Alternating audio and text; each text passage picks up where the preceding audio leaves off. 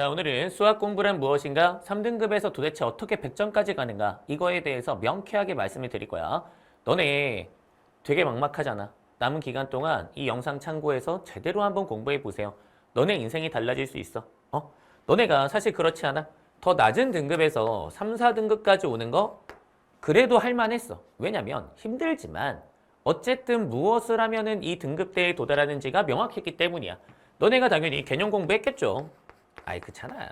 자, 그 다음에 기본 문제도 열심히 풀어봤겠지. 그지? 기본 문제 많이 틀려보면서 내가 까먹은 개념도 체크하고 그 다음에 개념의 기본적인 사용 방식도 익히고 그러면서 너네가 이 등급대까지 왔을 거란 말이야. 근데 그 다음은 어떻게 도달할 거냐 이거지. 우리가 어떻게 2등급, 1등급, 100점까지 나아갈 거냐 이거야. 근데 정말 놀랍게도 많은 선생들이 여기에 대해서는 말하지 않아. 그냥 너가 문제 많이 풀어봐라, 너가 많이 생각해봐라. 모든 책임을 학생한테 전가한단 말이야. 그러니까 너네가 어때요? 막막한 거야. 그냥 진짜 맨 땅에 헤딩하듯이 문제를 많이 풀면은, 많이 하다 보면은 그냥 성적이 저절로 오르는 건가? 근데 나는 문제를 봤을 때 도대체 어떻게 손대고 어디부터 시작할지 모르겠는데 어떻게 하라는 거야? 근데 너네는 또 성실하니까 이악 물고 어떻게든 문제를 풀어보려고 해.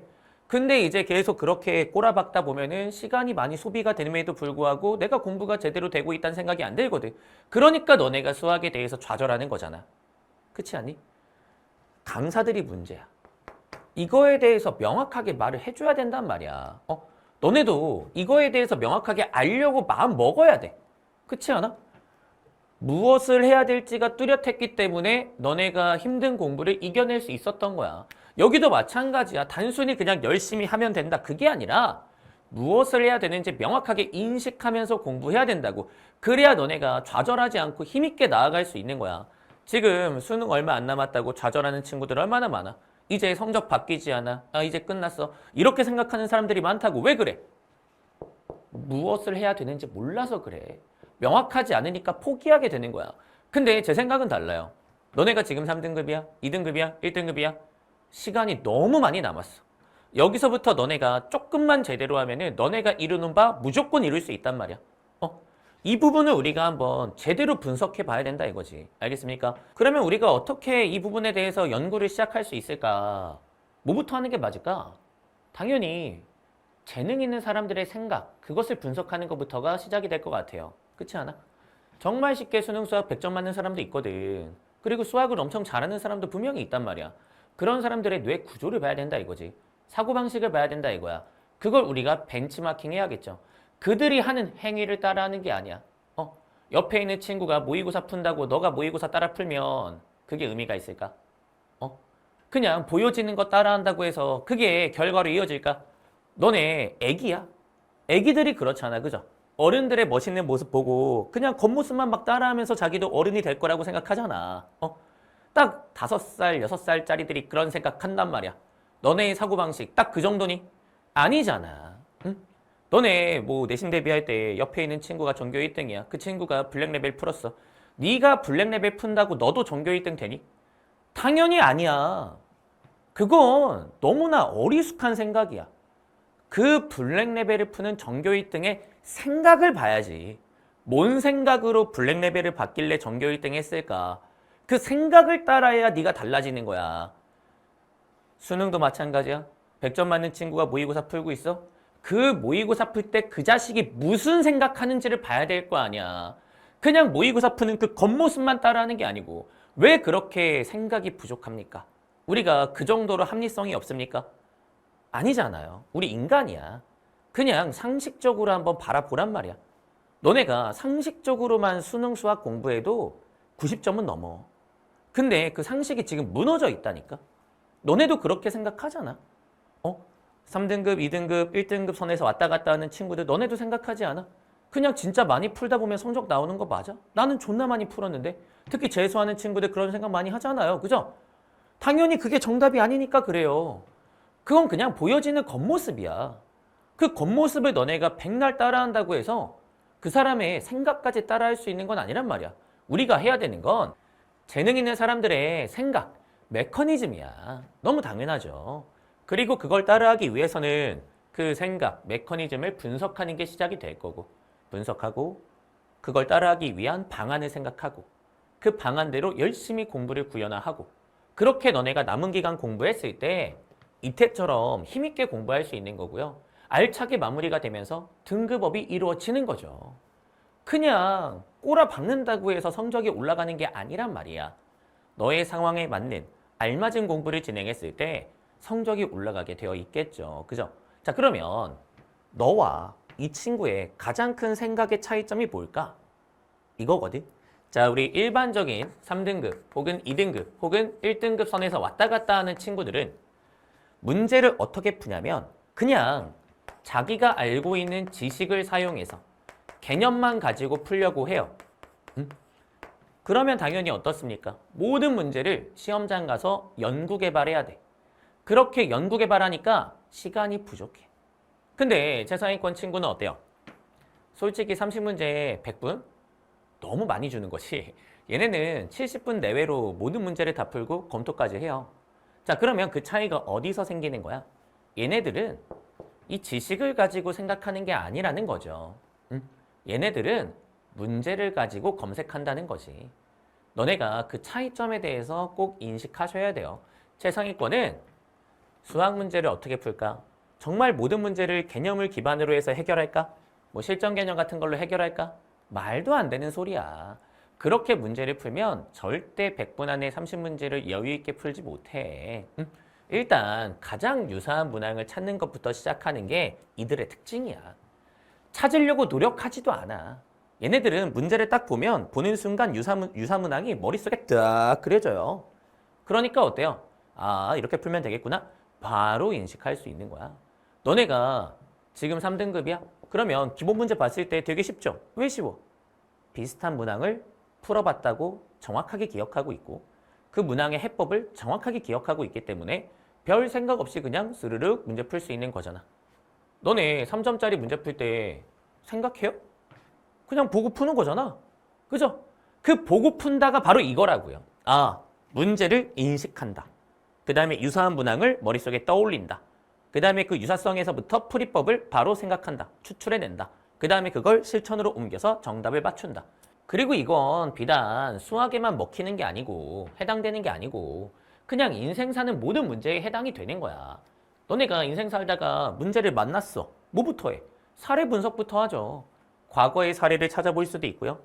아니면 다른 국가의 사례를 찾아볼 수도 있고요.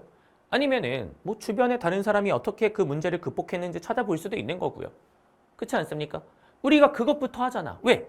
그게 가장 날로 먹을 수 있는 해결 방법이니까. 나의 노력이 최소로 들어가면서 빠르게 정답에 도달할 수 있으니까. 그것부터 하고 그 사례 분석에 실패하면 그때 이제 어떻게 하는 거야? 그때 이제 하나씩 하나씩 문제 해결의 절차를 밟아 나가는 게 정상이겠죠. 그죠? 우리가 그렇게 문제를 푼단 말이야. 근데 너네는 어떻다는 거야? 자, 너네가 3등급이야? 쉬운 4점까지만 사례 검색이 되겠지. 그지? 그 다음에 너네가 2등급이야? 그러면 12번, 13번 정도까지는 사례 검색이 되겠지. 그 다음에 너네가 1등급 선에서 왔다 갔다 해. 아, 그러면은 15, 22, 28, 30 제외하고는 사례 검색이 되겠지.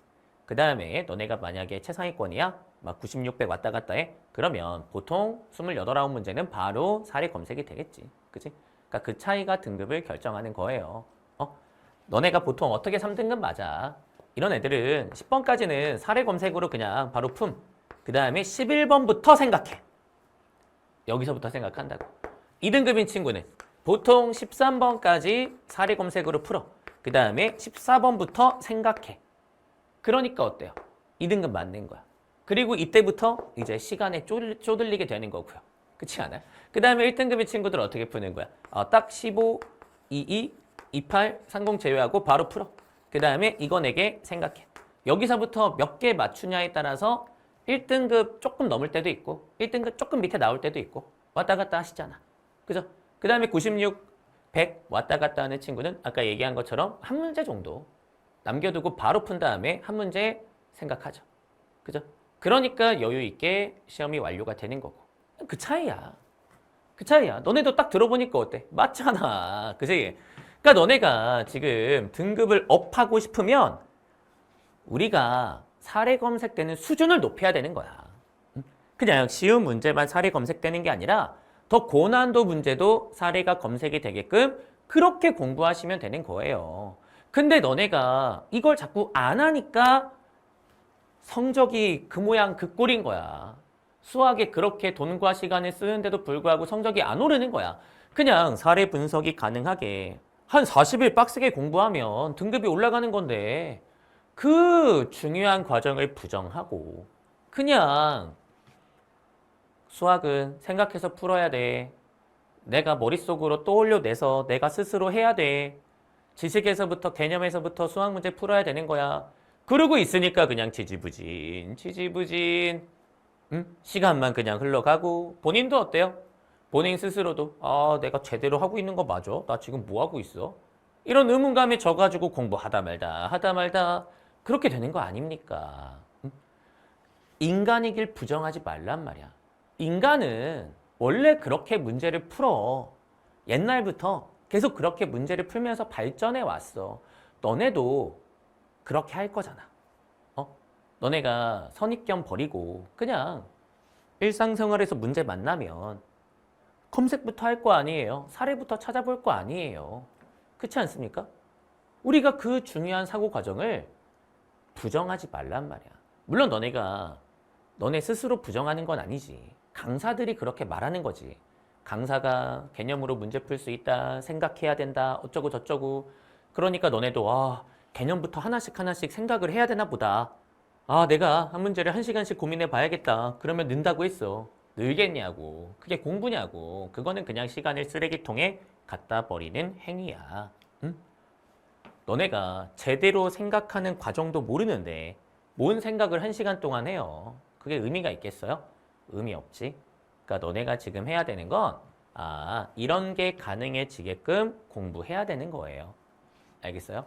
그리고 나서 이거에 맞게끔 그렇게 고민했을 때 그 고민이 공부인 거지. 이런 것도 못하는 사람이, 사례 검색도 못하는 사람이 무슨 고민이야. 무슨 생각이야. 생각할 자격이 없는 거야. 일단은 머리에 뭐가 들어가 있어야지 생각을 하죠. 이거 너무 당연한 거죠. 그죠? 머리에다가 뭔가 구축하는 작업을 먼저 하란 말이야. 그 다음에 생각해. 그렇게 공부하면 너네 대학 가 있어. 알겠어? 우리가 해야 되는 건 최상위권의 메커니즘 자체를 따라 해야 되는 거야. 추상적인 멋있는 말을 따라하는 게 아니고요. 구현화할 수도 없는 무언가를 너네가 쫓는 게 아니고 구체적인 것을 쫓아간다. 그렇게 공부했을 때 점수가 오르는 거야. 알겠니? 자, 그러면 어떻게 해야 이렇게 사례 검색을 잘할 수 있을까? 우리가 2가지 정도를 중요하게 말할 수 있을 것 같아요. 최상위권과 너네의 차이점이 여기에서 극명하게 드러난단 말이야. 일단 우리가 정확하게 이제 사례 분석하기 위해서는 인식을 잘해야 되거든. 자, 그래서 문제의 인식 기준이 확실하게 존재하느냐. 여기서부터 우리가 한번 검토해 봐야 돼. 자, 우리 친구들 문제 인식 기준이 확실하게 있어요? 근데 여기서부터 이제 엄청나게 차이가 나거든. 뭐냐면 3등급은 문제 인식을 단원으로만 해요. 지수로그 함수, 삼각함수, 삼각함수 활용, 이렇게. 근데 그 단원 내에도 문제가 되게 다양해. 지수로그 함수라고 문제가 다 똑같아요? 아니거든. 근데 그냥 그렇게 두루뭉실하게 지수로그 함수 이렇게만 이제 인식을 한다? 그러면 당연히 인식도 잘 안 되고요. 검색이 되겠냐? 검색이 안 되지. 너무 무의미하게 인식 기준을 가져가면 검색을 못 해. 최상위권은 그 인식 기준이 엄청 날카롭다는 거죠. 그리고 특히 3등급, 2등급 왔다 갔다 하는 친구들 보면은 문제 인식을 이상하게 해요. 점수로 한다거나 아니면 겉모습으로 한다거나. 그러니까 그렇게 시험과 맞지 않은 인식 기준을 가지고 있으니까 또 문제 인식이 안 돼. 그러니까 또 어때요? 또 검색이 안 돼. 그러니까 이제 모든 문제를 다 꼬라박듯이 풀어야 된다. 자기가 공부한 걸 발휘할 수 없는 거야. 그냥 풀어본 경험으로만 끝나고 점수가 안 되는 거지. 이게 정말 중요해요. 근데 우리가 이런 문제인식 기준은 어떻게 구축이 되어야 하는가? 당연히 수능 수학은 특히 너네가 지금 3등급에서 100점이 되는 공부에 대해서 얘기하고 있어. 4점짜리 맞춰야 돼. 고난도 4점이잖아. 고난도 4점은 지식이야. 아니, 사고 과정이 중요해. 그래서 사고 과정을 가지고 기준을 잡았을 때 문제 인식이 제대로 이루어지고요. 사례 검색도 제대로 될 수가 있어요. 최상위권은 놀랍게도 보통 사고 과정으로 인식 기준을 가져가. 머리가 좋으니까 중요하게 뭔지 정확하게 아는 거야. 지식 관심도 없어요. 실전 개념 관심 없어 해. 최상위권 애들 물론 여흥을 즐기기 위해서 그렇게 지식을 챙기는 경우도 있지만 그게 중요하지 않다는 건 일단 알고 있다고요. 사고 과정이 중요하다는 거 다 알고 그게 더 핵심이다 인지한 상태에서 플러스 알파를 더하는 공부를 하지 2등급, 3등급 왔다 갔다 하는 친구들처럼 실전 개념에 미쳐 있지 않아. 응? 실전 개념 수업은 중하위권이 좋아해. 멋있어 보이니까. 그러니까 너네 그 실전 개념 중요한 거 아니고 사고 과정이 훨씬 중요해. 그래서 이제 어떻게 최상위권은 문제를 푸는 거야? 본인의 인식 기준으로 문제를 인식해. 그 다음에 사례 검색을 해. 그 다음에 그 사례 검색에 성공해. 그러면은 그냥 그대로 풀면 되지 뭐. 이렇게 풀면은 4점짜리 고난도 문제도 4분을 넘지 않아. 왜? 너네도 알다시피 요즘에 수능 수학 문제가 그렇게 계산이 복잡하게 출제되지 않아. 미적분은 뭐 한 문제 정도는 계산이 빡셀 수 있지만 특히 이제 공통이나 확통 기하는 빡센 문제가 없잖아요, 사실상. 그죠? 정말 간단하게 해결돼. 인식만 잘 되면 3, 4분이면 풀어요. 몇 줄 안 걸려. 그러니까 여기서부터 이제 시간을 엄청 확보하는 거야. 그 다음에 어때요? 이 사례 분석에 실패하는 문제가 뭐 한두 문제 있을 수 있죠. 그죠? 그때 이제 어떻게 한다? 자기가 갖고 있는 합리적인 사고 과정을 밟아가면서 문제를 해결한다. 그래서 이제 얘네들은 어떻게 공부가 돼 있는 거야? 그 사고 과정으로 인식 기준을 딱딱딱딱딱딱 준비해 놓고 그 다음에 여러 예시가 암기가 돼 있는 거야. 그 예시는 당연히 퀄리티 있는 예시가 들어가 있겠죠. 주로 기출문제가 들어가 있을 거야. 그래서 이제 어떻게 대응할 수 있다는 거야. 이런 방식으로 대응할 수 있게 된다는 거야. 그러면 너네도 어떻게 공부하면 돼요? 일단 합리적인 사고 과정이 무언지를 공부해야 돼. 그게 인식의 기준이니까. 그 다음에 그 기준에 맞춰서 뭐 집어넣으시면 돼요? 예시 넣으시면 돼요. 근데 예시 넣을 때 정말 정제된 예시가 들어가는 게 좋겠지. 만약에 너무 이상한 예시를 집어넣으면 너네가 사례 분석하기도 힘들고요. 그대로 사용하기도 힘들 거 아니야. 정말 이쁜 예시가 쏙쏙쏙 들어가 있으면 너네가 이 과정을 따라할 수 있게 된다는 거야. 메커니즘을 따라할 수 있게 된다. 이거 하면 되겠네. 남은 기간 동안 이거나 해. 너네가 어느 정도의 수학 문제 풀이 경험이 있기 때문에 이제 이거 구축하는 건 금방 해요. 아니 너네가 사고 과정 배우면 되죠. 이거 배우는데 얼마나 걸리겠니? 수능 수학이 뭐 대단하니? 금방 배워. 그 다음에 그걸 기준 삼아서 너네가 알고 있는 문제 있을 거 아니야. 그 알고 있는 문제를 예시로 이쁘게 넣으면 되겠다. 그죠? 그렇게 넣어서 이제 암기하면 너네가 어떻게 할 수 있다는 거야. 최상위권과 똑같이 수행하면서 문제를 풀 수 있다는 거야. 특히 제일 중요한 게 뭐겠어요? 우리 학생들이 제일 안 하는 게 뭐겠어요? 문제 암기죠. 문제 암기 신경 쓰고. 그렇게 하면 너네도 등급업이 금방 돼. 근데 이 간단한 걸 안 한단 말이야. 그냥 계속 문제만 풀고 자빠져 있어. 그거 할 시간에 이거나 해. 그게 너네 인생에 훨씬 더 도움이 된다는 거 꼭 아셔야 돼요. 그래서 너네가 일단 최상위권과 가장 크게 차이가 나는 건 문제 인식 기준이다. 이 정도는 인정해야 돼. 그래서 대다수 수험생은 뭐라고요? 겉모습만 보고 유사 문제를 말해요. 그래서 제가 뭐 간단하게 예시 하나 넣었는데 그게 대단한 문제가 아닌데 많이 틀려요. 그죠? 요건데 자 우리가 두정수 PQ에 대해서 얘가 새 실근을 갔는데 그때 이거 구하는 게 문제의 목적이거든. 근데 많은 친구들이 그냥 이렇게 접근한다 이거야. 실근 보는 거네. 그래프 그리면 되지 않나? 그래프 그려야지. 하고 이제 그냥 그려봄. 그 다음에 이제 그려보니까 안 그려져. 어떡하지? 그냥 이러고 멈춰. 이게 딱 보통 수험생들의 문제풀이 방식이라는 거야. 응? 문제 인식 기준이 선명하지 않다. 그 다음에 어떤 문제랑 대응이 되는지 선명하지 않다. 그냥 흐리멍텅한 과거의 기억으로 이렇게 하면 되지 않을까 하는 느낌으로 그렇게 수학 문제를 풀다가 막히면 아무것도 못하고 시간만 보낸다. 그걸 우리가 공부라고 부를 수 있을까? 공부라고 부르기 힘들다. 그런 말씀 드리는 거예요. 우리가 이런 문제조차도 제대로 생각하지 못하는 게 수험생 거의 대다수의 모습. 그죠? 무엇이 구축되어 있지 않기 때문에 이게 구축되어 있지 않기 때문에. 알겠습니까? 너네가 지금 사고 과정이 제대로 잡혀 있지 않다면 이것부터 구축하고 이걸 인식의 기준으로 삼은 다음에 이제 뭐 해야 된다? 예시 암기 해야 된다. 암기를 잘해야 돼. 우리 친구들은 암기를 못해요. 어떻게 하는지도 몰라. 그러니까 어때? 4점짜리 문제 대응력이 떨어지는 거지. 너네가 3점짜리 왜 쉽게 풀어? 인식도 잘 되지만 정확하게 어떻게 풀었는지 기억나는 예제가 있잖아요. 그러니까 너네가 이거 풀어봤네. 딱 인식하고 제대로 3점짜리 문제 정답 내는 거 아니야? 쉬운 4점도 그렇게 푸는 거 아니야? 야, 그러면 4점짜리 준킬러 킬러 더 어렵잖아. 얘네가 더 완벽하게 예시로서 머릿속에 들어가 있어야 되는 거 아니야? 근데 왜 정작 더 어려운 건 머릿속에 예시로 안 넣는 거야? 넣어야 될 거 아니야. 응? 너네 어차피 고난도 요소가 제한돼 있다는 거 알잖아. 우리 수능 수학에서 만날 수 있는 고난도 요소가 그렇게 많지가 않아. 너네 뭐 평가원 기출 다 모아놓고 봐봐. 고난도 문제에 뭐 들어가 있어? 자연수, 정수, 그래프, 항등식 이거밖에 없어. 아니 너네 뭐 육모 봤잖아요. 육모라고 달라요? 고난도 문제는 이거 세 개로 고난도 문제 되는 거야. 다 정해져 있다니까. 그 고난도 요소가 다 정해져 있고 그것에 무엇을 바꾸는 것뿐이야.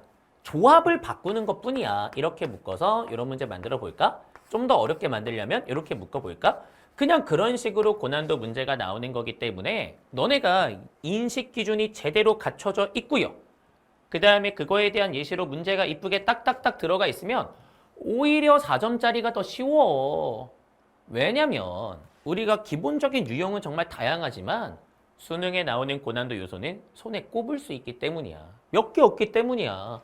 근데 너네가 왜 문제 공부하는 게 의미가 없다고 생각해? 왜 문제 외우는 게 없다고 생각해? 인식 기준이 없어서. 그냥 문제는 다 다른데요? 그냥 요 마지막 결과물만 보고서 문제는 다 다른 건데 외운다고 뭐가 달라지나? 이런 생각하는 거잖아. 그게 아니라는 거지. 인식 기준을 잘 갖추고 거기에 문제를 넣으면 문제가 연결돼 보인다는 거야. 너는 A, B 들어가 있고 너는 A, B C만 추가된 거야. 똑같네. 싹. 이게 최상위권의 생각이야. 공부를 못하는 사람 그리고 약간 허접한 강사들은 이것만 보는 거야. 문제 다 다르니까 많이 경험해봐라. 문제 다 다르니까 너가 혼자 생각해봐라. 연습해봐라. 그걸 말하는 거고요. 정말 똑똑한 강사들은 다 어차피 정해져 있다. 그 정해져 있는 거 기억해라. 그러면 조합 바뀌었을 때 다 대응될 거 아니냐. 이 기준에 맞춰서 문제 몇 개 외우면 수능 끝난다. 시험 끝난다. 저는 똑똑한 강사들한테 그렇게 배웠어요. 제가 회계사 준비할 때나 디드 준비할 때 어떤 미친놈이 있다고 가르쳐. 이건 강사가 아니야. 이게 강사지. 이걸 골라낼 수 있는 능력을 갖춘 사람이 강사지. 그냥 문제 다 다르니까 네가 많이 풀어봐 얘기하는 건 너랑 똑같은 거잖아. 뭘 배워 그런 사람한테. 고차원적으로 공부해야 되고요. 우리가 그렇게 기준이 잘 잡혀 있고 예시가 들어가 있으면 너네가 외우기가 좋아. 그렇잖아. 기준이 있어야 외워. 그러니까 너네가 머릿속에 도서관 완성하는 거라고 제가 항상 얘기하잖아. 책장이 다 나눠져 있어야 책을 꽂을 수 있는 거야. 그래야 기억에 남는 거야. 너네 막 초능력 같은 암기력 발휘하는 사람들 있잖아. 그런 사람들이 맨날 뭐 얘기하니? 머릿속에다가 방을 그려놓는다. 거기에다가 대응시켜가면서 외운다. 그게 암기 잘하는 방법이야. 기준을 명확하게 떠올리고 거기에 예시로서 문제를 넣었을 때 암기가 될 수 있는 거지. 그 다음에 그렇게 제대로 외우면은 어떻게 된다고요? 이렇게 연결이 된다고요. 네트워크가 완성이 되는 거야. 자, 그래서 너네가 이런 효과를 누릴 수 있다는 거지. 자, 너네 대한민국이 있어요. 자, 여기다가 철도 KTX 건설한다고 생각해봐. 그럼 KTX 건설할 때 다 놓으면은 뭐 좋을 수 있죠. 근데 그렇게 좋지가 않아. 왜냐면 우리가 너무 많은 역에 정차하면은 속도가 느려. 그죠? 그리고 돈이 많이 들고 시간이 많이 들어. 그러니까 너네가 이렇게 문제를 다 개별적으로 본다는 게 마치 그런 거야. KTX를 전국 방방 곳곳에 다 설치하겠다. 바본 거지. 바본 거야. 돈이 많이 들고요. 오래 걸리고요. 효과가 없어요. 우리가 어떻게 철도를 놓는 게 좋아요? 당연히 거점을 구축하는 게 굉장히 중요한 거예요. 그죠? 근데 그 거점들은 다 이어져 있어야 돼요. 다 이어져 있어야 돼. 연결돼 있어야 돼. 그렇게 연결돼 있어야 지금 어떻게 이제 우리가 전국 방방 곳곳에 도달할 수 있다는 거야?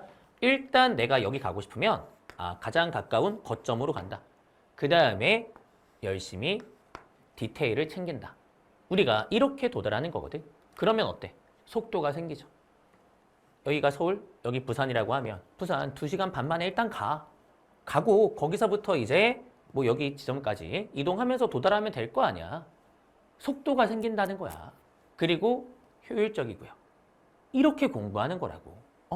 우리가 인식 기준이 뭐라는 거야? 바로 거점이라는 거야. 이걸 거점으로 해서 예시를 넣음으로써 KTX를 머릿속에다가 설치하는 거야. 그럼 어때요? 이제 하나의 자극이 왔을 때 그 자극에서부터 여기저기 뻗어나갈 수 있단 말이지. 그렇게 뻗어나가면서 신경망이 막 펼쳐지면서 그렇게 우리가 수학 문제를 풀게 되는 거야. 그냥 여기서부터 여기 간다고 열심히 가야지. 열심히 가야지. 열심히 가야지. 이렇게 가는 게 아니고 일단 바로 간다. 그 다음에 여기는 내가 노력으로 저 사고 과정으로서 극복한다. 우리가 그렇게 문제를 푸는 거라니까. 근데 수학은 어떻다고요? 이게 거의 없어. 수능 수학은 그냥 거점 가면 바로 옆에가 답이야. 계산만 하면 돼. 그렇기 때문에 사례 분석이 잘 돼 있는 사람들은 정말 수능 수학 쉽다. 60분 만에 만점 나온다. 얘기하는 거고. 이게 구축 안 돼 있고 그냥 매번 이렇게 빌빌거리면서 가는 사람은 매번 수학이 힘든 거고 그런 거예요. 그래서 우리가 암기의 기본 기준이 구축되어야 되고요. 그 다음에 연결이 필수야. 연결이 생명이야. 그렇게 연결되면서 더 오래 장기 기억으로 남게 되는 거거든. 근데 우리 친구들이 이게 돼요? 안 돼 있잖아. 안 돼 있잖아. 너네 기준도 엉망이고 연결도 안 돼 있고 그냥 다 문제가 따로 놀고 있잖아. 그러니까 어때? 이게 안 되는 거야. 이것도 안 되지만 사고 과정도 제대로 구축이 안 돼 있으니까 이것도 안 되고. 그러니까 4점짜리 만날 때마다 벌벌 떠는 거 아닙니까? 그걸 우리가 근거 있게 멋있게 극복할 수 있다. 아시겠습니까? 우리가 그런 것들을 이제 잘 하기 위해서 사전공략법이 존재하는 거예요. 사전공략법에서 일단 뭐 배워. 이거 배우잖아. 왜? 너네가 일단 인식 기준을 만들 필요가 있으니까 목적, 구성 요소, 식과 그래프 그렇게 나눠가지고 공부하는 거야. 사고 과정을 공부한다. 그 다음에 이제 어때요? 그 인식에 맞춰서 제가 예시 이쁜 거 정제해서 교재에다가 박아 넣었잖아. 그거 외우면 되는 거야. 근데 이제 그거를 너네가 어떻게 외우냐 조금 더 디테일하게 설명이 좀 필요한 거잖아. 그걸 제가 이제부터 진행할 거야. 알겠지? 자, 그래서 제 수업을 안 듣던 친구들은 이제 내가 이런 걸 반영하면서 사전공략법에서 이런 거 배우면서 그 다음에 이제 요 뒤에 나오는 내용들 가지고 암기하면 공부 잘할 수 있겠구나 라고 생각하시면 되고요. 제 수업 듣던 친구들은 이건 돼 있을 거 아니야. 그지? 내가 예시가 좀 미흡했구나. 이걸 내가 채우는 게 중요하구나 생각하면서 뒤에 내용 보시면 돼. 알겠어요? 사전공략법이 왜 필요하냐? 그냥 단순히 사고과정 공부하기 위해서만 필요한 게 아니야.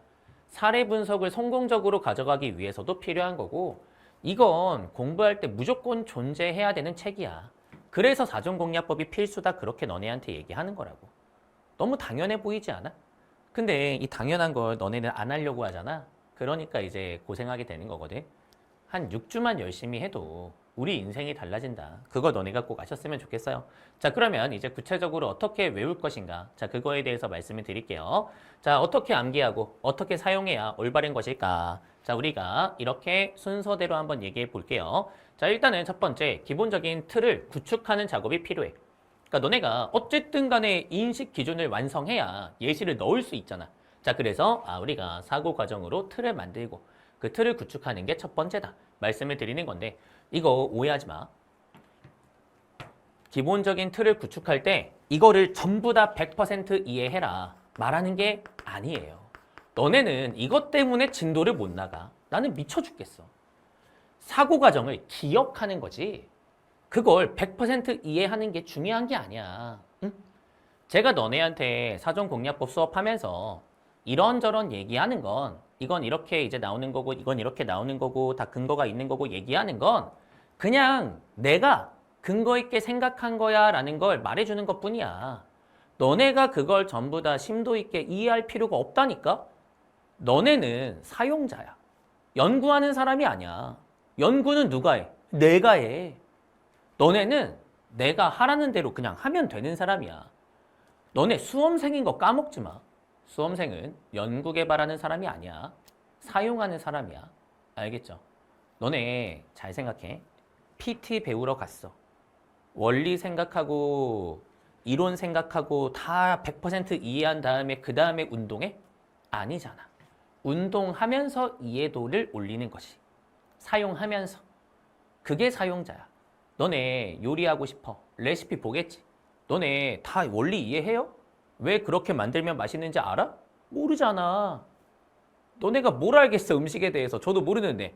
근데 그냥 어때요? 그냥 따라하잖아. 따라하다 보면은 보통 음식할 때 이렇게 하면 맛있구나 라는 정도의 이해도가 생겨 안 생겨? 생기지. 어떤 미친놈이 100% 이해하고 그 다음에 사용해요. 그 잘못된 생각을 좀 고쳐야 된다. 알겠죠? 우리가 한 20% 이해도만 있어도 돼. 너네가 요리 레시피 따라할 때 소금이 뭔지, 응? 설탕이 뭔지, 고춧가루가 뭔지 그 정도만 알면 될 거 아니야.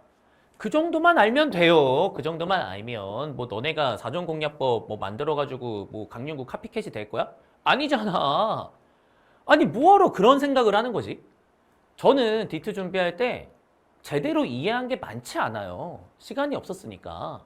하지만 사용은 완벽하게 했지. 응? 완벽한 사용자가 되려고 노력은 했다고. 그렇게 사용하려고 노력하니까 결과가 나오는 거야, 친구들아. 다시 한번 강조하지만 100% 이해하고 그 다음에 사용 예시 구축하는 거는 지구상에 존재하지 않아요, 친구들아. 알겠죠? 너네 스마트폰 처음 구입했을 때 생각나? 그때 너네가 스마트폰의 기능 100%다 이해하고 스마트폰을 다 원리적으로 안 다음에 그 다음에 사용해요? 그럼 미친놈이 어딨어요. 사용하면서 아는 거지. 왜 그런 당연한 생각을 못해? 수학이 뭐 특별해?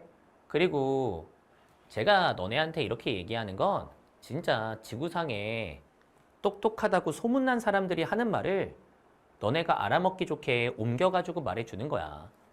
너네 폰 노이만이라는 천재가 있다는 거 알잖아.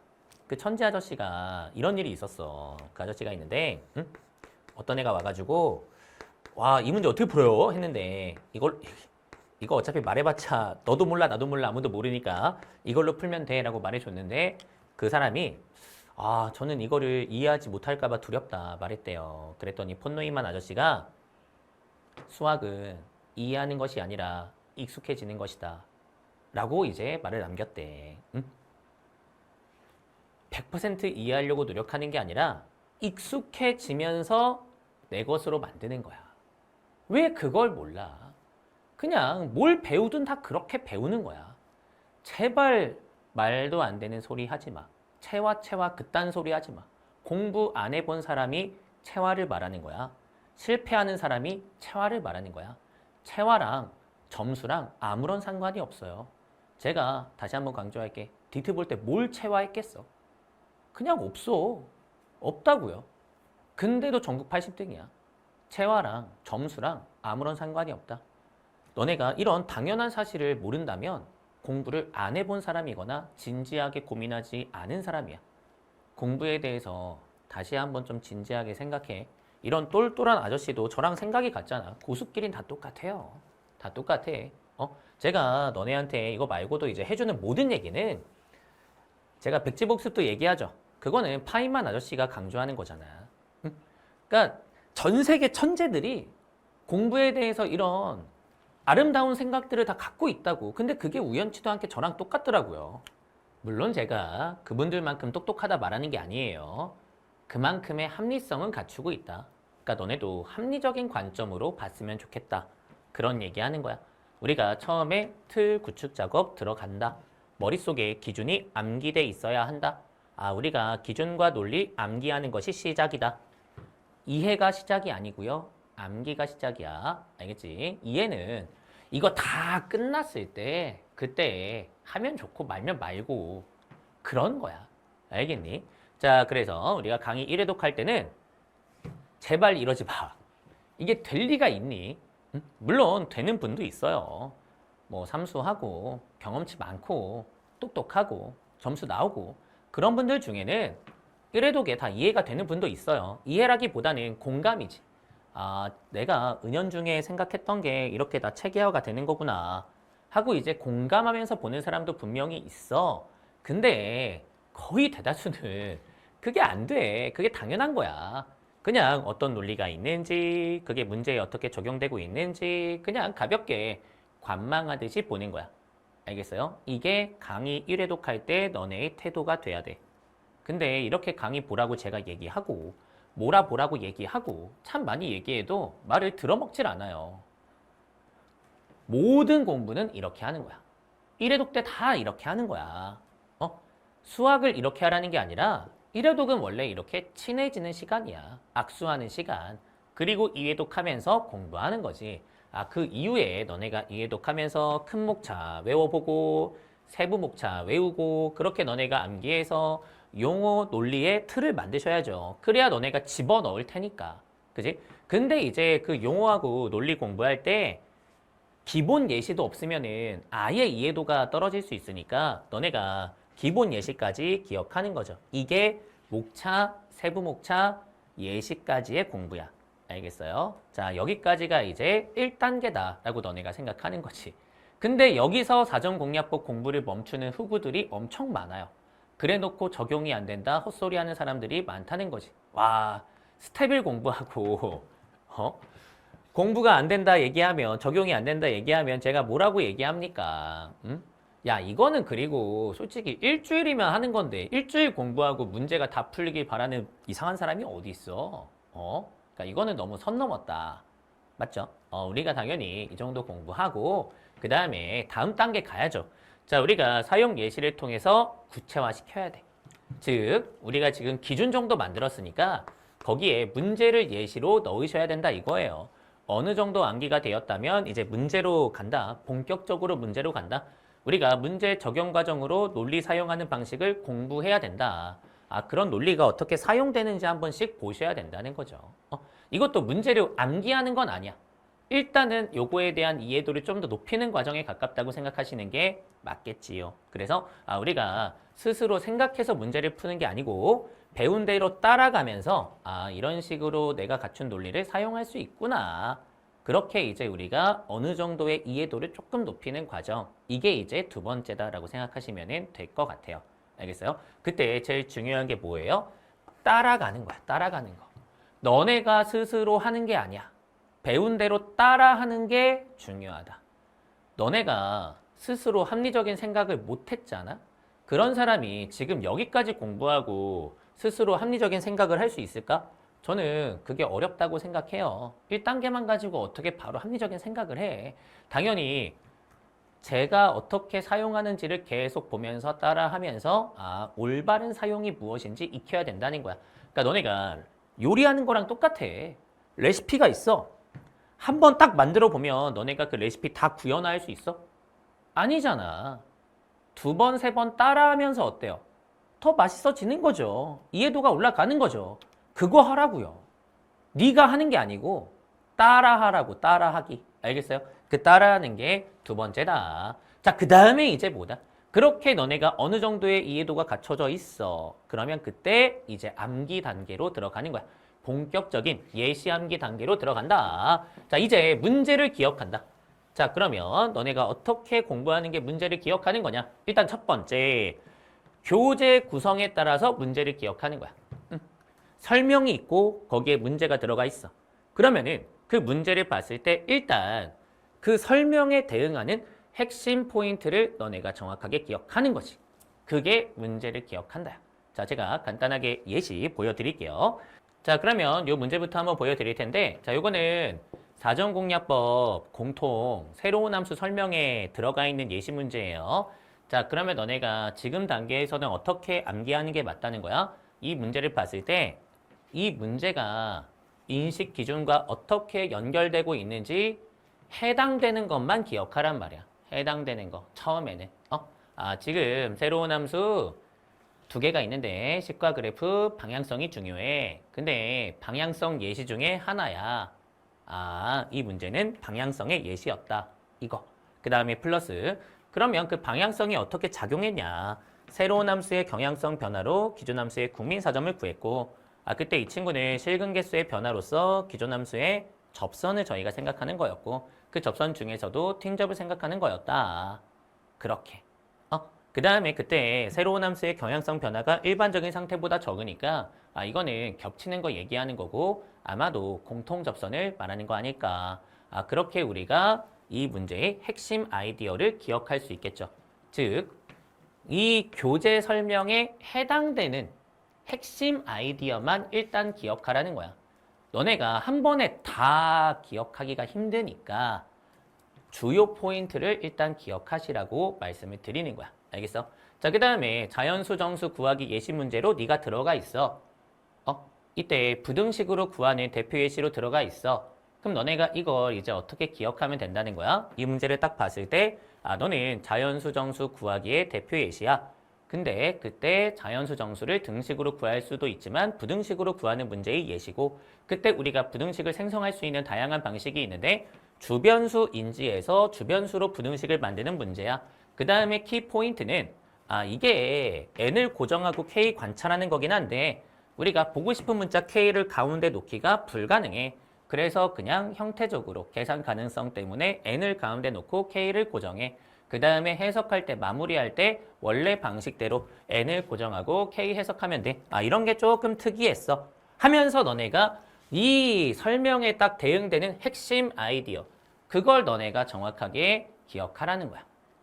너네 이 정도로 말할 수 있어? 문제 딱 봤을 때 쭉 마지막 마무리까지. 그냥 자연수 정수 문제야. 부등식 만드는 문제야. 거기까지만 기억하는 건 기억하는 게 아니야. 그 자연수 정수 구하는 과정 중에 부등식을 골랐다면 어떻게 부등식을 만드는지, 그 다음에 그 부등식을 만들었을 때 어떻게 식정리까지 진행이 됐는지 거기까지 다 기억해야지. 이 문제가 가장 대표적으로 K를 가운데 놓기 힘든 문제잖아요. 그래서 어쩔 수 없이 N을 가운데 놓잖아요. 근데 이게 수리논술 기출구에도 있어요. 수리논술 공략법에도 있어요. 그러니까 이런 것들을 너네가 다 연결해내기 위해서는 이렇게 해당 설명의 핵심 내용은 식정리까지 다 기억하셔야 된다는 거야. 알겠어요? 우리가 이거 기억하는 게 이번 단계에서 해야 되는 공부인 거지. 자, 그 다음에 이제 뭐 하냐. 자, 너네가 이렇게 이제 회독을 하고 나면 이제 문제에 대해서 선명하게 기억에 남을 거 아닙니까? 이제 모든 요소에 대해서 다시 한번 살펴보는 거야. 뭔 소리야? 자, 우리가 이런 문제 풀 때 물론 새로운 함수도 중요하지만 이것도 중요해. 평행 이동했네. 이거 앞에 있거든. 새로운 함수는 앞에 있고 그래프 추론은 저기 뒤에 있잖아. 그래프 추론에서 평행 이동 배운다. 평행 이동에서 평행 이동의 간격이 국민 사점의 간격과 일치할 때 특수, 그때 등식을 만들 수 있다. 지금 팅접에서 경향성 변화가 있어. 근데 평행 이동이 있어. 그 평행 이동으로 국민 사점의 간격 인식하고 그렇게 간격 인식해서 일치하게 만들면서 등식을 만드는 거였구나. 조금 더 이해도 높게 우리가 이 문제를 바라볼 수 있겠지. 알겠어? 우리가 뒤에서 배운 것도 있기 때문에 앞에서 배운 것도 있기 때문에 우리가 이 해당되는 내용에서 모든 것들을 다 공부하지 않았단 말이야. 그러니까 그걸 너네가 이제 회독하면서 다 배웠으니까 읽어보셔야 된다는 거죠. 평행이동이 그렇게 결합되는 거구나. 그렇게. 알겠어요? 그 다음에 이 친구도 마찬가지야. 지금 여기에서는 역함수에 대해서 설명이 없는데 저기 뒤에 그래프 초론 파트에 역함수에 대해서 설명이 있어. 그러면 내가 앞으로 이제 이렇게 역함수 만나는 상황 나왔을 때 그렇게 대응할 수 있는 것도 일반화 시킬 수 있겠구나. 그렇게. 뒤에 있는 내용까지 이제 다 읽을 수 있는 거 읽어보는 거죠. 알겠습니까? 그렇게 우리가 2회독을 한 번 더 한다. 문제 1회독 때는 다시 한번 교재 구성에 따라서 배우는 거를 정확하게 기억하는 게 첫 번째. 그 다음에 문제 2회독 할 때는 너네가 다 배웠으니까 이제 읽을 수 있는 거를 더 넓혀가는 게 두 번째. 자, 그 다음에 이제 마지막이 아니지. 세 번째로 뭐 한다? 얘와 얘를 연결한다. 이게 이제 중요한데 우리 친구들이 이걸 안 해요. 그래도 여기까지는 하는 친구들이 있어. 여기까지는. 계속 해독하면서 일단 다 배운 걸 내가 여기에다가 다 적어봐야지 하는 그런 욕심 있는 친구들이 있어. 근데 거기까지 해도 뭐 사실 90점 넘어요. 그쵸? 근데 우리가 조금 더 나아간다면 여기까지 해야죠. 얘와 얘를 연결한다. 이걸 위해서 너네가 문제를 기억하는 거기도 해요. 제가 아까도 얘기했죠. 고난도 문제는 다 이어져 있어. 너네가 그 연결하는 걸 지금 사전공략법 해독하면서 하면 문제를 풀 필요가 점점 없어지는 거야. 왜냐면 벌써부터 이어보는 눈이 있네? 시험장 가서 안 보일 것 같아? 다 보이지? 너네가 이 작업을 안 하기 때문에 약간의 변주만 발생해도 문제를 인식하지 못하는 겁니다. 문제를 계속 이어보셔야 돼요. 처음에는 공통된 목적, 공통되는 구성 요소, 공통되는 그래프 추론 이렇게 큰 틀로 묶어보는 거야. 큰 틀로. 제가 이렇게 예시 한번 말씀드려 볼게요. 자, 우리 경향성 변화 지점이 일반적인 상태보다 적으면 겹친다. 경향성 변화 지점이 겹친다. 우리가 아까 이 문제 가지고 한번 얘기했단 말이야. 근데 그게 여기에만 있냐? 아니야. 다 흩어져 있어요. 왜냐면 우리가 어쨌든 목적 구성 요소 일반론, 그 다음에 코어 테마, 그 다음에 어플라이 그렇게 쫙 순서대로 배워야 되기 때문에 그 순서에 맞춰서 예시가 들어가 있잖아. 근데 당연히 이 뒤에 있는 거 앞에 있는 내용 안 써? 이 앞에 있는 거 뒤에 있는 내용 안 써? 쓰지. 그럼 너네가 당연히 어떻다는 거야? 문제가 막 연결이 된다는 거야. 우리가 이렇게 새로운 함수의 경향성 변화가 일반적인 상태보다 적을 때 겹친다가 발생하는 문제 수십 개가 있어요. 그걸 너네가 회독하면서 어느 정도 기억하고 있을 거 아니야. 문제를 쭉 훑으면서 찾아보는 거야. 이런 게 있구나. 우리가 H 몇 차 함수야? 2차 함수야. 근데 새로운 함수랑 곱했거든요. 그럴 때 연속이 됐어요. 새로운 함수의 경향성 변화가 맥스 2개밖에 없어. 일반적인 상태보다 적겠지. 그걸로써 특수를 인식하고 등식을 결정하는 문제니까. 그래서 실제로 해보면 어때요? 해보면 겹쳐. 겹치면서 특수해져. 그 특수해짐으로써 등식을 만들어. 똑같은 문제야. 똑같은 문제야. 그죠? 자, 그 다음에 이것도 어떻습니까? 자, 우리가 지금 0보다 작거나 같을 때 2차 함수가 있고 0보다 클 때 3차 함수가 있어. 근데 y는 t하고 만나는 점의 개수가 gt인데 불연속이 2번 나온대. 우리가 불연속의 원인이 뭐가 있어? 여기에서의 꼭지점, 그 다음에 불연속 지점, 그 다음에 극대, 그 다음에 극소 5개가 있을 것 같은데 근데 불연속이 2번밖에 없대. 겹쳤다. 그래서 저희가 선 그어가면서 겹치게 만들면서 경향성 변화 적게 만들어서 문제 풀잖아. 똑같은 거야. 똑같은 거. 그 다음에 이것도 어때요? 우리가 또 만나는 교점의 개수가 있는데 자, 불연속이 한 번 있대. 근데 너네가 딱 봐도 어때요? 여기에서 불연속 지점도 있고요. 여기에 튕접도 있고요. 여기에도 접하는 게 있단 말이야. 불연속이 되게 여러 번 있을 것 같은데 한 번밖에 안 생긴대. 겹쳤다. 그 예시로서 우리가 이렇게 묶어서 연관관계 볼 수가 있겠죠. 그러면 어때요? 너네가 이게 더 선명하게 다가오는 거야. 그리고 이게 이것만 있어요. 너네 필60 수학2 연속 파트 가시면은 거기에도 구간별 2차 함수가 있고요. GM이 있는데 GM이 m이 0 이하에서 연속이다. 이렇게 설명이 나와 있는 문제도 있단 말이야. 자, 거기에서도 제가 겹친다 얘기해요. 그러니까 겹친다 얘기하는 문제가 엄청 많아. 그런 걸 너네가 이제 다 크로스해서 살펴보는 거야. 묶어보는 거야. 그렇게 묶어서 다시 한번 기억해 보는 거야. 이걸 암기라고 부르는 거야. 알겠니? 자, 그 다음에 너네가 뭐 이렇게 묶어볼 수도 있겠죠. 선생님, 저는 이런 문제들을 보니까 공통점을 알았습니다. 숫자 정보가 전달돼요. 맞죠? 아, 우리가 이거 수업할 때도 얘기했잖아. 우리 그래프에서 뭐 만든다? 자, 식을 만든다. 자, 이때 숫자가 중요한데 숫자가 처음부터 주어져 있어. 자, 그러면 너네가 어떻게 하는 거고요? 아, 그 친구 국민사점 중에 누군지 국민사점 정체를 밝힐 수도 있고요. 자, 그 다음에 주변수면은 주변수 인식할 수 있겠죠. 아, 이러면 등식이 나오고 이러면 부등식이 나오겠지. 그지? 근데 우리가 어떻게 식을 만들 수도 있다. 일치로 식을 만들 수 있고요. 자, 이렇게 일치 보면 숫자가 넘어오는 거잖아. 쉽 아래서부터 모어로 숫자가 넘어가는 거잖아. 그죠? 그래서 이 친구도 어때요? 자, 0보다 클 때 그림을 그리면은 이렇게 개형이 나오게 된단 말이야. 숑. 자, 여기가 3이고요. 자, 극소가 이제 얼마고요? 1이고요. 이런 식으로 나오게 된다. 자, 그러면 너네가 어떻다는 거야? 경향성 변화를 일반적인 상태보다 적게 만들기 위해서 이 이차 함수 그렸을 때 겹쳐야 돼.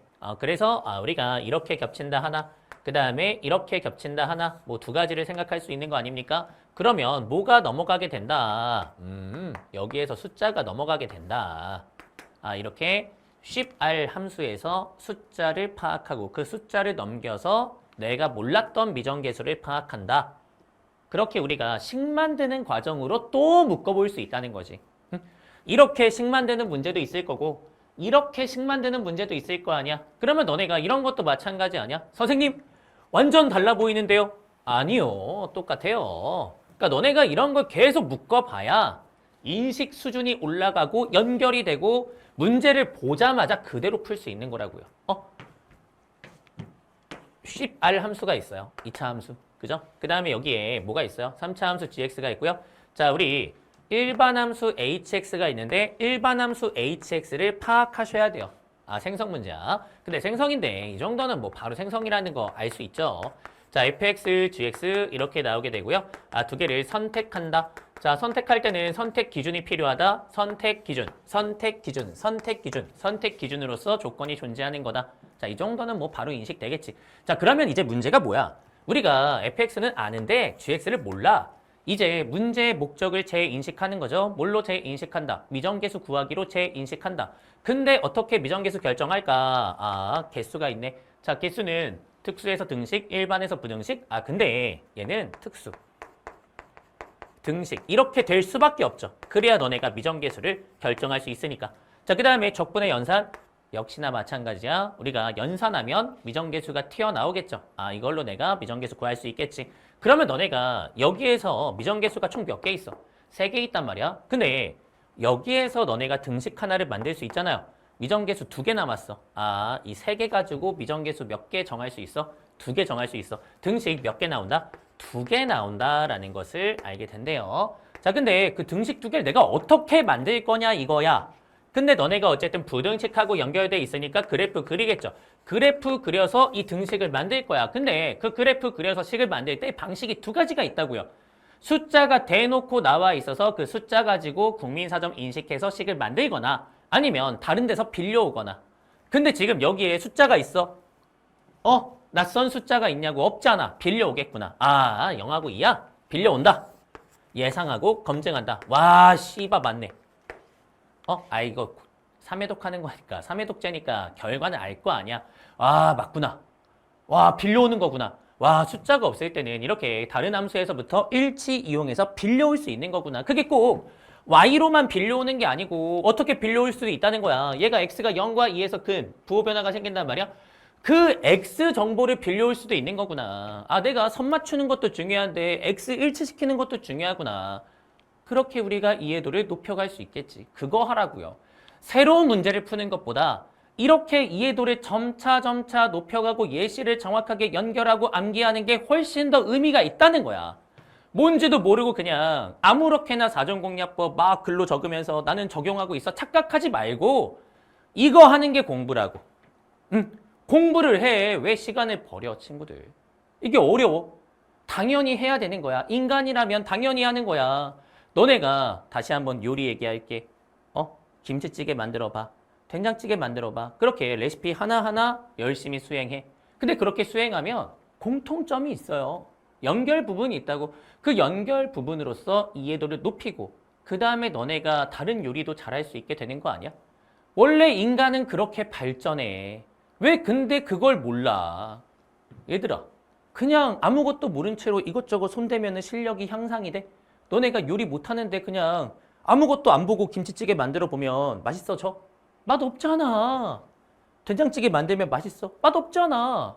당연히 레시피 보고 따라하고 그렇게 완벽하게 예시 구축하고 그 다음에 연결하고 그 다음에 공통점 차이점 인식하고 그 다음에 너네가 새로운 거 도전해보고 그게 순서가 맞잖아. 왜 당연한 순서를 뭉개면서 공부하냐는 거야. 그러면서 왜 열심히 한다고 착각하냐 이거지. 인간이길 포기하지 마세요. 인간답게 공부하면 수능 수학은 100점에 수렴할 수 있어. 제발. 당연히 해야 되는 거야. 그죠? 아, 내가 이런 식으로 멀리 떨어져 있는 것도 이제 이어본다. 이어본다. 그죠? 그래서 너네가 이렇게 공통된 목적, 공통된 구성 요소, 공통된 식, 공통된 그래프, 공통된 그래프에서 식생성 이런 걸로 너네가 다 묶어볼 수 있는 거야. 그럼 너네가 이렇게 묶을 수도 있겠네. 그래프에서 식 만들 때 등식만 만드는 거 아니잖아. 부등식 만들 수도 있잖아. 그때 주변수가 중요한 문제가 있잖아. 아, 우리가 함수, 자정 그렇게 추론 문제가 구성이 되면 주변수 인식하는 게 중요하다고 말씀을 드렸어. 그래서 실제로 이 문제가 어떻다는 거야? 아, 우리가 처음에도 얘기했잖아요. 그죠? 아, 여기에 주변수 표현이 있단 말이야. 그지? 아, 그러면은 그렇게 주변수 표현이 있는 다른 문제도 엮어보라고요. 이어보라고요. 근데 이어보니까 어머나 세상에 아, 지금 이렇게 자연수근이 있네. 아, 그럴 때 주변수가 중요하다고 했잖아. 그 주변수로서 자연수근 정할 수 있다. 아, 내가 근이 있으면 주변수 찾을 수 있다. 아, 주변수가 있으면 근 찾을 수 있다. 똑같은 거야. 방향성만 다른 거잖아. 와, 이렇게 또 똑같은 문제가 있었구나. 그죠? 자, 그 다음에 또 어떻습니까? 아, 우리가 지금 여기에서 fx, gx 인수가 중요해요. 차이함수 구할 거기 때문에 인수가 중요한데 우리가 저기에 낯선 숫자 7이 있단 말이야. 저게 인수야.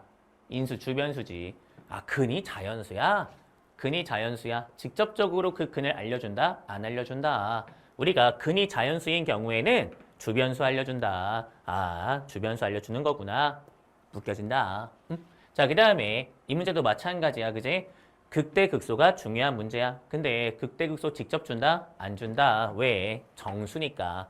주변수 준다. 아, 지금 이게 바로 뭐예요? 극점 주변수죠? 극점 주변수 주면서 A 구하라고 시키는 거구나. 야, 딱 묶어보니까 어때요? 이해도가 확 살죠? 너네가 이 문제를 그냥 낱개로 설명 들었을 때는 씨발 뭐지? 어려운데? 와닿지 않는데? 이런 생각 분명히 있었을 거야. 그래서 제가 얘기했잖아. 처음 볼 때 100% 이걸 다 이해하면서 공부할 수는 없다니까. 응? 우리가 어떻게 이거를 다 이해하면서 공부해요. 그럴 리 없다니까. 그게 안 된다니까. 그게 당연한 거야. 근데 이렇게 점차 예제도 기억하고 묶어보니까 와, 이 말이 이제 가슴에 딱 와닿기도 하고 그 다음에 실제로 기계처럼 풀어도 될 것 같다는 확신이 들고 그런 거 아닙니까? 아, 이렇게 똑같은데 근이 있어? 주변 자연수 파악할 수 있어. 너네가 근 파악하고 싶어? 주변수 파악하면 돼. 그쵸? 자, 그 다음에 이렇게 내가 자연수해? 아, 자연수해? 직접적으로 말해주지 않아. 주변수 주는 거야. 아, 자연수해? 직접적으로 주는 거 아니야. 아, 주변수 주는 거야. 똑같네. 너네가 이거는 뭐 미분에서 0 되는 거 보는 거니까 결국 자연수, 정수, 관찰, 주변수 주는 거야. 아, 우리가 다 똑같은 거구나. 딱 묶으니까 또 다르잖아. 응? 이걸 니네가 하라고요. 니네가 하라고요. 제가 이걸 다 책으로 찍어가지고 다 알려줄 수가 없잖아. 수업 때 충분히 얘기는 해줘. 이 문제 뭐랑 비슷하다, 뭐랑 비슷하다. 근데 너네가 그걸 무시하잖아요. 무시하잖아. 그러니까 그러지 말고 내가 다 해독하면서 다시 한번 확인해 보라는 거예요. 알겠어요? 그래서 우리가 이런 식으로 연결한다. 그 다음에 이제 마지막 단계야. 이제 진짜 세부적인 것도 다 이어보는 거야. 진짜 작은 것까지. 이제 조건의 구체적인 모양도 이어보는 거야. 이거 비슷하게 생겼는데 이을 수 있을까? 근데 조건 생김새가 비슷하다고 이을 수 있겠어? 그건 아닐 거 아니야. 만약에 연결하지 못한다면 무슨 차이 때문에 연결하지 못할까? 그걸 너네가 분석하는 거지. 그 다음에 마지막 연산 방식마저도 비슷한 게 있어. 그런 걸로도 묶어보는 거야. 이런 게 예시가 될 수 있겠죠. 자, 우리가 그래프 추론에서 이걸 공부해요. 그때 이 친구 이제 어떻게 주인공 함수 정해요? f가 0 되는 게 두 개거든. 우리가 바로 그래프를 그릴 수가 없다. 자, 그러면 바로 못 그리니까 너네가 주인공 정하는 과정이 필요할 텐데 그것은 식이야. 식생성, 식정리 토대로 우리가 주인공 함수를 정해준다. 근데 너네가 바로 식정리를 또 못해. 그래서 식생성 먼저 하잖아. 자, 식생성 할 때는 뭐부터 한다? 문자 잡는다. 아, 알파, 베타. 그래서 너네가 이 친구를 뭐라고 이제 벗겨줘요? x-fx는 알파, 베타. 이렇게 벗겨주고 그 다음에 2항에서 주인공 함수 정한단 말이야. 우리가 이런 식으로 f 바깥에 있는 거 벗겨내는 문제가 또 있을 수 있잖아. 근데 실제로 보니까 어때요? 또 있어. 항등식에 들어가 있잖아. 우리 항등식에 함수 생성 파트에 이 문제가 있단 말이야. 물론 이 문제는 핵심 아이디어가 나조건이 아닙니다. 가조건이에요. 그죠? 우리가 대입만 가지고 함수를 생성할 수 없기 때문에 바로 항등식 정리 들어갈 수 없기 때문에 그래서 너네가 어떻게 합니까? 좌변 함수다, 우변 함수다 인식하고 함수의 성질 공유로서 절대값 처리하고 그 다음에 fx 해서 fx 구한다. 그게 핵심인데 근데 이렇게 짜잘짜잘한 것도 보니까 아 선생님 이거 처리 과정이 똑같은데요? 아 이렇게 세부적인 것도 묶어볼 수 있겠는데요? 그물망이 완성된다는 거야 친구들아. 아 이것도 쥐가 빵 되는 게 0하고 2a 이거 밝혀지거든. 아 그래서 fx는 0과 2a 이렇게 만드는데요. 아 제가 만약에 이런 거를 잘 기억했다면 수능 봤을 때 아 이거 평가원 모의고사 문제죠. 어쨌든 평가원 모의고사 봤을 때 금방 벗겼을 것 같은데요. 맞아요. 맞아요. 그러니까 이런 것도 이제 우리가 묶어볼 수 있다는 거야. 그래서 문제만 파일 주는 거야. 이거 하라고 주는 거야. 수십 번 보면서 계속 묶어보는 거야. 그게 너네가 해야 되는 최상위권으로 가는 공부인 것이 그냥 풀어 제낀다고 공부가 되는 게 아니야. 이렇게 인식 수준이 완성되는 거고 너네가 사례 분석이 되는 거고 문제 보자마자 바로바로 풀어 제낄 수가 있는 거야. 알겠어요? 아니, 너네 앞으로도 이제 이 정도 한번 묶어봤어. 이런 거 나왔을 때 아 문자 설정, 벗겨내, 주인공 정해 할 수 있을 거 아니야. 그죠? 그러니까 이렇게 작은 것도 잘할 수 있게 되는 거지. 응? 그 다음에 이런 것도 마찬가지야. 우리가 식을 정리하는 과정에서 인수분해가 되게 중요해요. 자, 그래서 이 친구 어떻습니까? 우리가 해가 한 개만 있단 말이야. 그럼 이렇게 나올 텐데 그 해가 한 개 있는 거 3차 함수로 못 만들어. 그래프적으로 저희가 극대극소 구하고 그렇게 하는 게 아니란 말이야. 왜냐면 이 친구가 또 증가할 수도 있으니까. 애초에 극대극소가 없을 수도 있거든. 그래서 어떻게 합니까? 인수분해 할 수도 있다. 인수분해 한 다음에 여기에서 뭐 쓸 수 있다? 판별식 쓸 수 있다. 그러면 너네가 또 그런 것도 한번 묶어보는 거야. 인수분해 판별식? 여기 있죠. 요게 뭔지야. 그치? 여기에서 우리가 gx가 0 되는 게 2밖에 없다. 이뿐이다. 이런 걸 너네가 알 수 있어요. 아, hx가 연속이야. 근데 gx가 3차 함수야. 3차 함수는 근이 있잖아. 근이 있는데 이 말고 딴 데 근이 있으면 돼, 안 돼?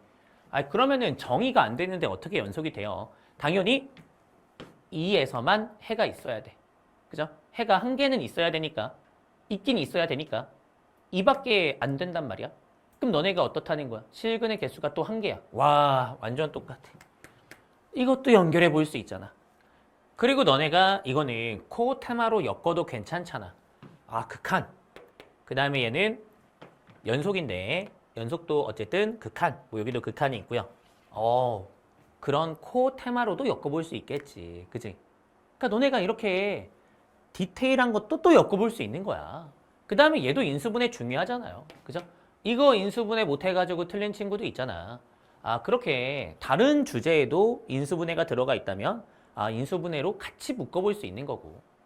그랬을 때 너네 마지막 식정리도 이쁘게 완성이 될 수 있겠지. 그냥 맨 처음에 목적 구성 요소 그것만 너네가 보면서 공부하지 말고 이렇게도 너네가 디테일하게 한번 묶어볼 수 있는 거 아니야? 그러면서 모든 과정에 대해서 완벽하게 예시가 채워지는 거 아니야? 그렇게 너네가 그 예시가 채워지면서 연결되는 거 아니야? 그러면서 이해도도 올라가는 거 아니야? 그렇게 너네가 공부하는 게 맞지 않아? 이게 공부라고요. 이게 공부라고 친구들아. 니네가 하는 게 공부가 아니고 이런 게 시험 공부야. 알겠어요? 이렇게 너네가 시험 공부하면서 발전해서 결과 내는 거예요. 저는 그렇게 공부했고 저를 포함한 정말 시험에서 대단한 성과를 거둔 사람들은 다 똑같이 했다는 거 너네가 알아야 돼.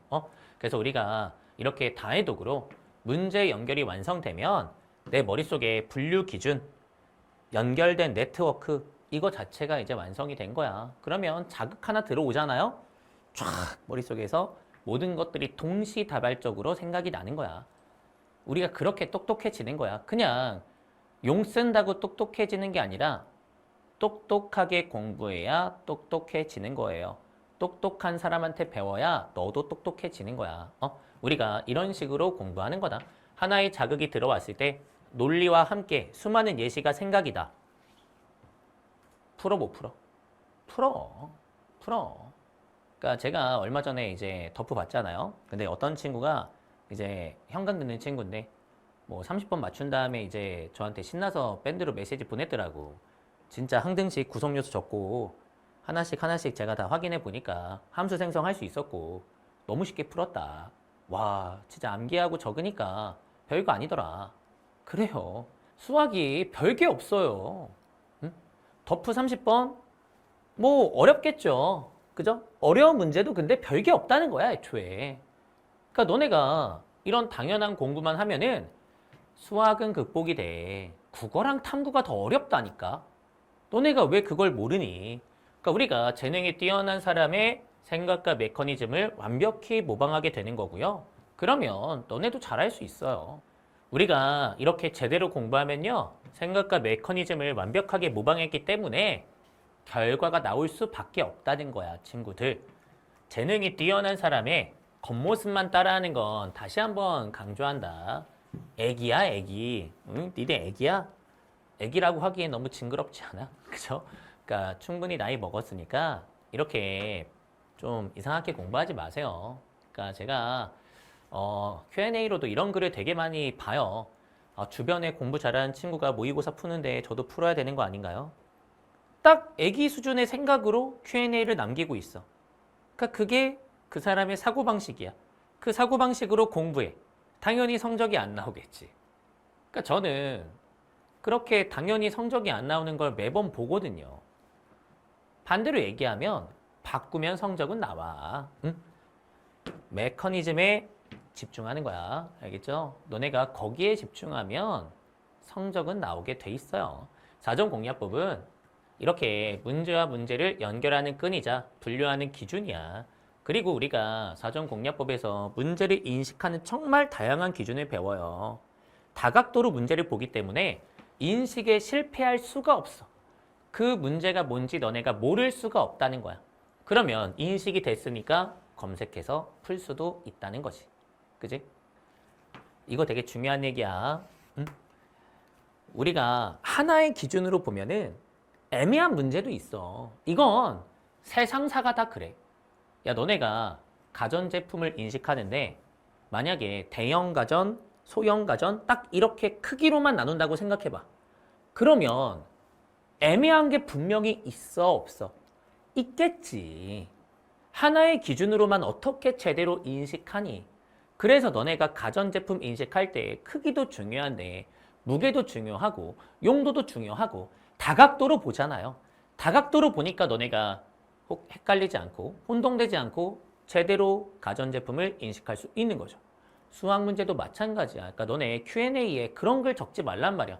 이거 목적이 좀 애매한데요? 애매한 것도 있겠죠.